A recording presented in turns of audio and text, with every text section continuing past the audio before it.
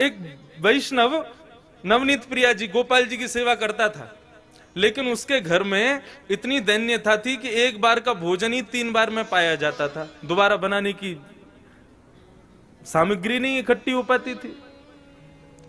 अब उसका कोई एक मित्र आया, वो पैसे वाला, उसने आकर के उससे कहा और भाई सब ठीक? बोले हाँ सब ठीक। बोले तुम्हारा दिन सुधर गए कि नहीं? बोले अब वैसे ही है भैया, क्या करें, एक समय अब रोटी बनती है, उसी से शाम तक का गुजारा होता है। बोले अच्छा तुम पूजा वूजा करते हो क्या? बोले हाँ। बोले किसकी करते हो? बोले गोपाल जी, नवनीत प्रिया जी, लड्डू गोपाल, इनकी पूजा करता हूं। हंसने लगा मित्र, इनकी सेवा करते हो? अरे ये भी बेचारे जब इनको पूतना मारने आई ना, स्तनों में विष लगा के, तो ये भी नेत्र बंद करके शंकर जी से मदद मांग रहे थे कि पूतना के स्तन के विष को तुम पी जाओ। अरे जो अपनी रक्षा स्वयं नहीं कर पाते, तुम्हारी रक्षा क्या करेंगे? इनसे बड़े शंकर जी हैं, शंकर जी को लिया तुम, उनकी सेवा शुरू कर दो। अब बेचारा मरता क्या नहीं करता, सब कर लेते हैं। शंकर जी ले आया दूसरे दिन, और नवनीत प्रिया जी लड्डू गोपाल जी को दूर एक जगह टेबल पे बिठा दिया। बोले तुम्हारी सेवा अब हो गई, तुमने तो कुछ किया नहीं, अब इनकी करेंगे हम। अब शंकर जी की पूजा उसने शुरू कर दी, खूब रुद्राष्टाध्यायी से अभिषेक आदि सब करने के बाद में अगरबत्ती जला करके और त्रिपुंड लगा लिया। पहले तो ऊर्ध्वपुंड लगा रहा था, अब त्रिपुंड लगा करके ओम नमः शिवाय जप करने लगा। अब जैसे ही आंख खोल के देखा तो जो उसने अगरबत्ती जलाई थी उसका धुआं उड़ करके गोपाल जी के पास जा रहा था। अब वो धुआं है, वो तो कहीं भी जा सकता है। अब जैसे ही गोपाल जी के चारों तरफ उसने धुआं देखा तो ठाकुर जी के पास जाके क्या बोलता है, इतने वर्षों से सेवा कर रहा था, तब तो मेरी नहीं सुनी, आज दूसरे किसी को ले आया तो चिढ़ के मारे उसकी अगरबत्ती भी खुद ही सूंघ रहे हो। और ठाकुर जी को बोला तुमको यहां बैठने ही नहीं दूंगा, अलमारी में बंद करूंगा। जैसे ही ठाकुर जी को इस भाव से उठाया, ठाकुर जी प्रकट हो गए वहां पर, चरणों में गिर पड़ा। बोले महाराज आपने आज तक मुझे दर्शन नहीं दिए, शंकर जी के आती दर्शन कैसे हो गए? बोले देख ये भेद बुद्धि मत रख, मुझ में शंकर जी में कोई भेद नहीं है, और शंकर जी आए इसलिए दर्शन दिए ऐसा भी नहीं है। तो बोले क्यों किए, फिर क्यों दिए दर्शन आज आपने? बोले कल तक तुझे ये नहीं लगता था कि मेरी नांग सूंघती भी है, कल तक तुझे ये नहीं लगता था कि मुझे भी जलन हो सकती है, लेकिन आज तेरे भीतर ये भाव आया कि मैं चैतन्य हूं, ये अगरबत्ती मैं भी सूंघ रहा हूं, मुझ में भी एक जलनशीलता आई है, मतलब मैं साधारण मूर्ति नहीं, मैं चैतन्य हूं। जब तेरे हृदय में ये भाव आया तो मैं पीछे क्यों हटूं, मैं भी प्रकट हो गया, मैं भी क्यों मूर्ति तक रहूं? जब तू ही मुझे इतना ऊपर पहुंचा चुका है तो मैं भी प्रकट हो गया। तो ठाकुर जी का दूसरा स्वरूप भागवत कहती है चैतन्य, उनमें सदैव वही भाव रखो, ये चैतन्य है। एक बार को मंदिर में विराज रहे ठाकुर में हमारी चैतन्यता का भाव रहता है कि नहीं ये ठाकुर जी हैं, इनके सामने बेल्ट नहीं पहननी, इनके सामने जींस नहीं पहननी, इनके सामने ऐसे नहीं जाना। लेकिन अपने घर के ठाकुर के सामने भी हम लोगों के अंदर चैतन्यता का भाव तो रहता नहीं। 2 दिन के लिए उदयपुर में महाराज किसी का ब्याह हो रहा है हमारे परिवार में, और 2 दिन के लिए जाना है पूरे घर को। 80-80 हजार रुपए के सबने कपड़े बनवाए अपने, सब लोग जाएंगे ठाकुर जी के आगे मिश्री रख जाएंगे। बोले हम तो जा रहे हैं उदयपुर, वहीं ब्याह में रहेंगे, थोड़ा आनंद करेंगे, आप मिश्री का भोग लगाओ। तुम रह लोगे 2 दिन मिश्री पे? नहीं रह सकते। सब लोग इधर देखो, सावधानी से एक बात बता रहा हूं मैं, इस बात को समझ लेना। ये 24 अवतार तो ठाकुर जी के हैं ही हैं, ये 25वां अवतार जो अर्चा अवतार है, ये ठाकुर जी ने क्यों धारण किया? हमारे घर में ठाकुर जी अपनी सेवा कराने के लिए क्यों पधारे?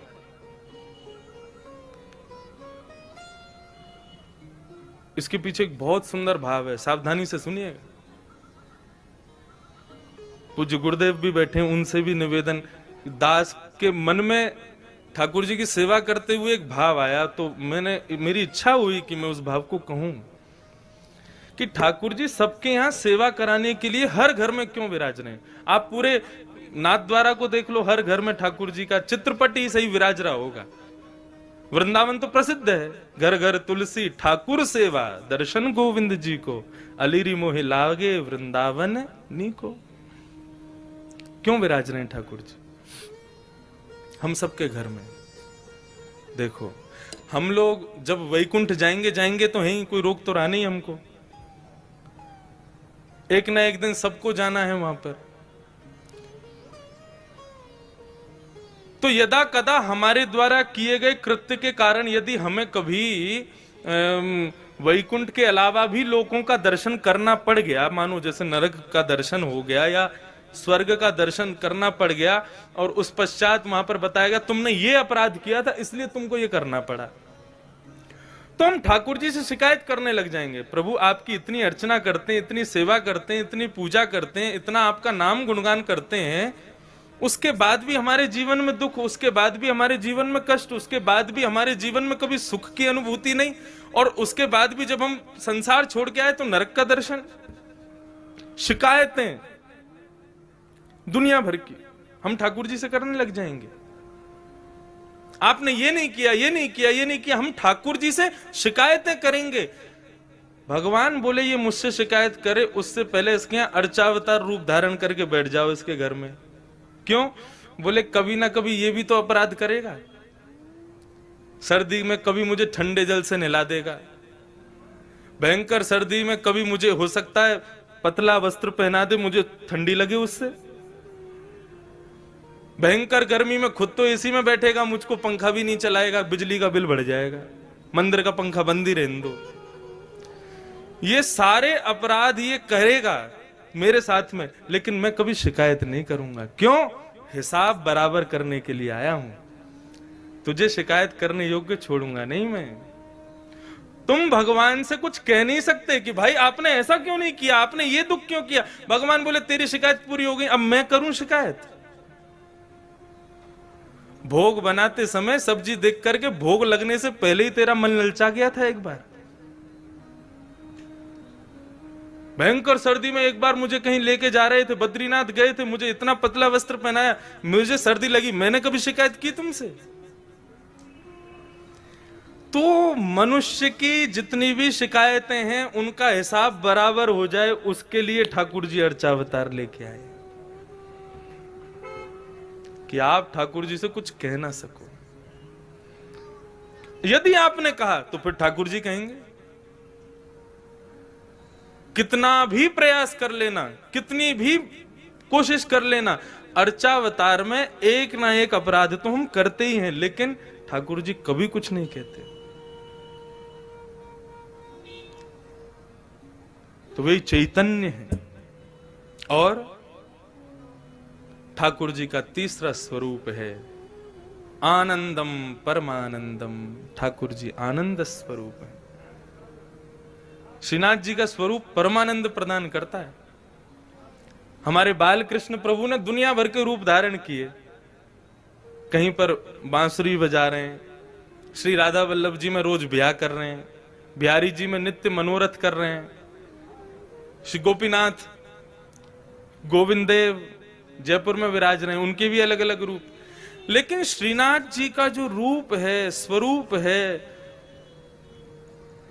इसमें सब विराजमान है, सब विद्यमान है, क्योंकि ये वास्तविक आनंद स्वरूप है। एक भुजा ऊपर है और दूसरी भुजा कमर पर है। किस भाव से? सावधानी से सुनिए कथा बिल्कुल। श्रीनाथ, श्री यानी राधा, श्री यानी श्री किशोरी जी, श्री यानी श्री लाडली जी, और श्री लाडली के संग युक्त होकर के जो नाथ विराजमान है वो हैं श्रीनाथ। सुन वे तो पहली ताली बजा रहे हो, बात तो पूरी करने दो हमको, जल्दीबाजी मत करो।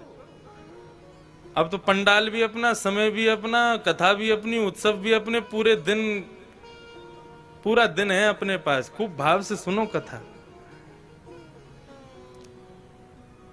वृंदावन में जो दर्शन नहीं है वो दर्शन श्रीनाथ जी में है। कैसे?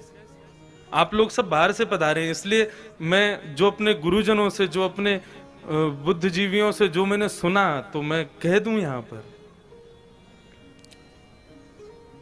वृंदावन में किशोरी जी ठाकुर जी के बगल में विराज रही हैं, और स्वरूप में नहीं है, केवल नाम के रूप में श्री राधा रानी विराजती हैं वृंदावन में।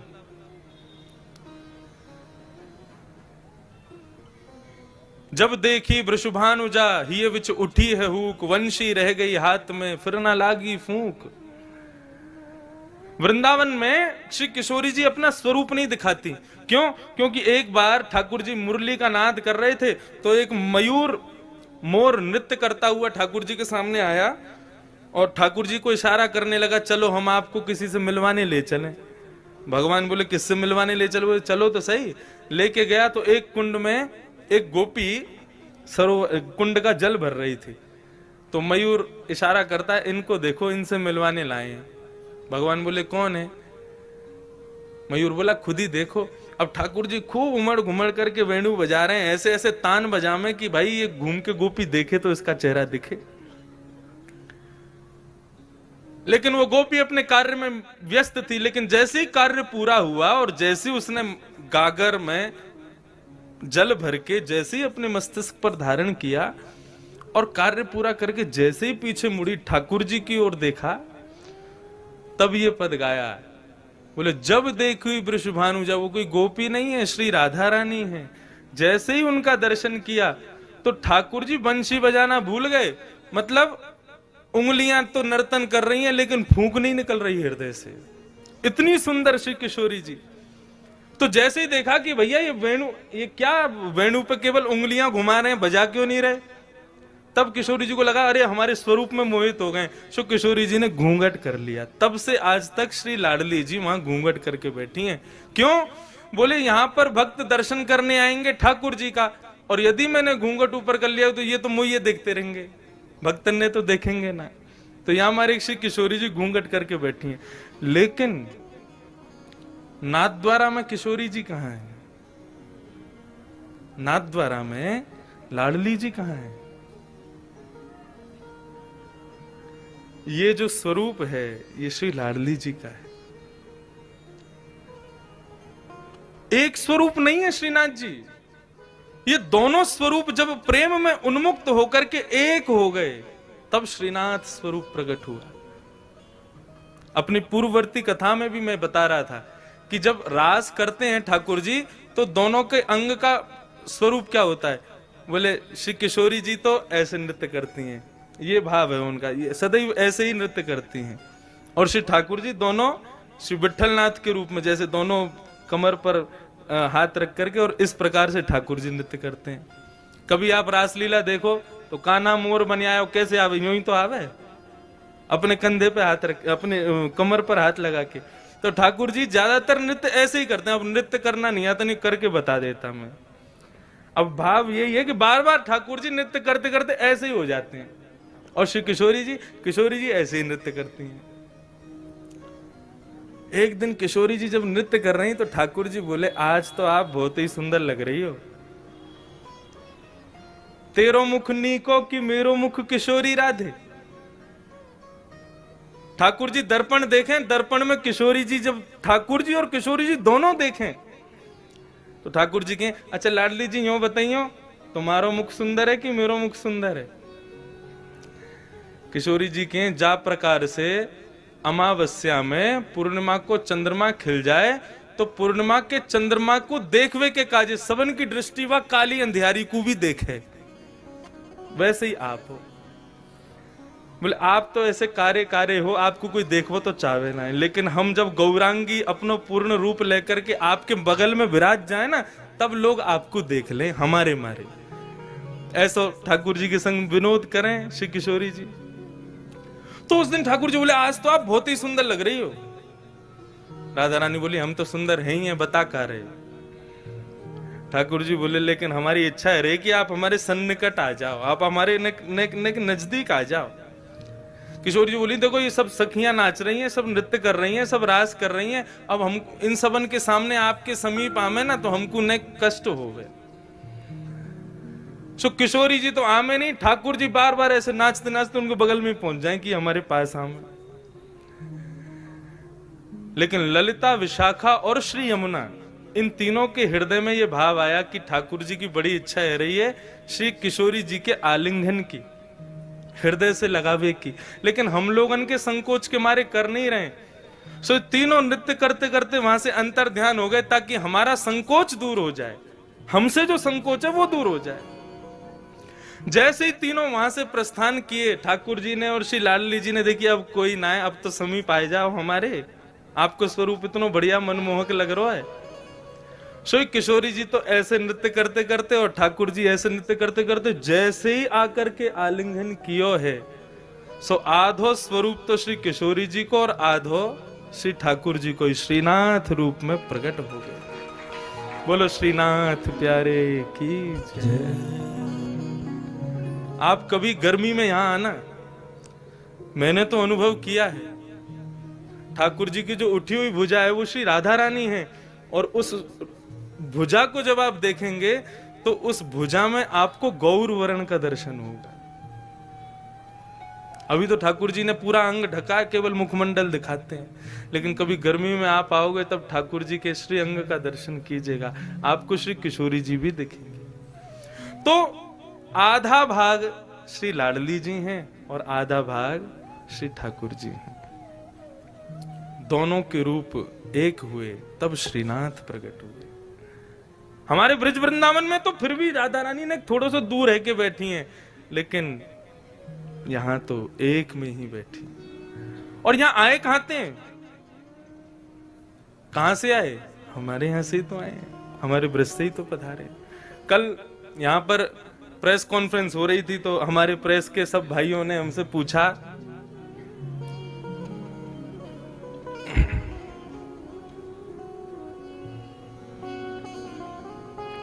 कि महाराज जी आप यहाँ कथा क्यों कर रहे हैं, तो उसके बहुत भाव बताए। एक भाव और आ गया मेरे मन में, अब नाथ द्वारा के जो लोग बैठे हैं वो इस भाव को सुन के कहीं हम पे गुस्सा मत करना, लेकिन हम ब्रजवासी हमारा भाव है, हमारे भाव आया। मैंने कि हम तो देखो ये हमारे आए हैं कि ब्रजवासी हैं, और जब भी ठाकुर जी को देखें तो पता ना क्यों स्वतः ही मन में भाव आ जाए, ठाकुर जी 11 घंटा चल के आना पड़े आपके दर्शन के काजे, तब आकर के यहाँ पे गाड़ी पहुंचे आपके दर्शन हो में। फ्लाइट ते भी आओ तो 6-7 घंटा तो लग ही जाए, ट्रेन ते तो पूरी रात लग जाए। हम ब्रजवासी आपके प्राण धन है, आप ही कहो ब्रजवासी वल्लभ सदा मेरे जीवन प्राण। श्री गोवर्धन कभी कभी आपके बगैर सूनो लगे, तो हम ब्रजवासी पे कृपा करो, बहुत दिना विराज लिए राजस्थान में, अब जल्दी ब्रजधाम वापस चलो। हमारे हृदय में तो ये भाव आ जाए। तो प्रेस वाले क्या बोले, आप हमारे ठाकुर जी को चुरावे आए हो यहाँ पे? मैंने भैया चुरावे तो ना आए। बोले हमारे ठाकुर जी कहीं ना जाएंगे, अब संभव ही ना है, वो तो यहीं रहेंगे, यहाँ से कहीं नहीं जाएंगे। मैंने कि आप काहे को गुस्सा रहे हो, मतलब ठाकुर जी गए तो आप कौन से यहाँ रहोगे, आप भी आओगे। और मैंने हम सब ब्रजवासी सब आपको स्वागत करेंगे, पधारो भैया हमारे ब्रज में पधारो।